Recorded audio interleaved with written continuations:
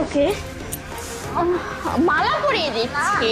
মরে যাবে বেচারি, ওকে মারতে হবে না, মারতে হবে না।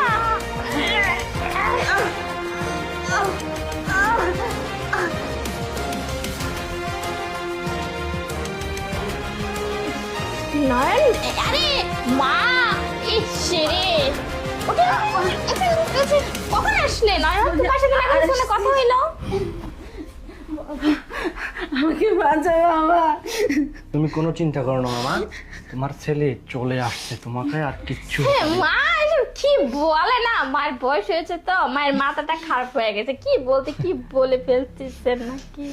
আমি অনেকক্ষণ আগে থেকে এই দরজার কাছে দাঁড়িয়ে থেকে তোমার এসব কীর্তি সবকিছুই দেখছি। তুমি আমার মাকে পা দুটো উল্টো ঝুলিয়ে ইচ্ছা মতো পিটাইছো। না মা, মাঝে এই বেচারির মাথাটা কিভাবে ফাটছে? মাথায় যে ওয়াশরুমে পড়ে গিয়েছিল। ওয়াশরুমে পড়ে যায়নি, তুমি মাথাটা ওয়ালের সাথে ধাক্কা দিয়ে ফাটিয়ে ফেলছো এবং সেই ফাটা জায়গায় হাত দিয়ে টিপ দিয়ে ব্যথা দিয়েছো। একজন মানুষের এই জায়গায় টিপ দিলে ব্যথা দিলে কেমনটা লাগে? না না নয়ন, তুমি কি কি দেখতে কি আমি দেখেছো? কি দেখতে কি দেখেছি না? সি, লজ্জা করতেছে না তোমার? তুমি এই মুখ নিয়ে আবার কথা বলতেছো, তুমি আমার সাথে মিথ্যে কথা বলতেছো। প্রতিনিয়ত তুমি আমার মায়ের উপরে এইভাবে অত্যাচার করো, আর একটা বেপরদা ছেলেকে বাসায় নিয়ে এসে তার সাথে নোংরামি করে বেড়াও। এই কথাটাই আমার মা আমাকে বলতে যাচ্ছিল, তার জন্য তুমি আমার মাকে এইভাবে অত্যাচার করতেছিলে। আমার মায়ের চিল্লানি শুনে পাশের বাসা থেকে মানুষ আসবে দেখি আমার মাকে তুমি মেরে সেফটি ট্যাঙ্কের মধ্যে ঢুকিয়ে রাখবে, তাই না? সেই পরিকল্পনা করে আমার মায়ের গলায় গামছা পিটিয়ে আমার মাকে মারতে চেয়েছিলি। না কেন বলতেছো? আমি তো নিজের চোখে দেখলামই সেইটা।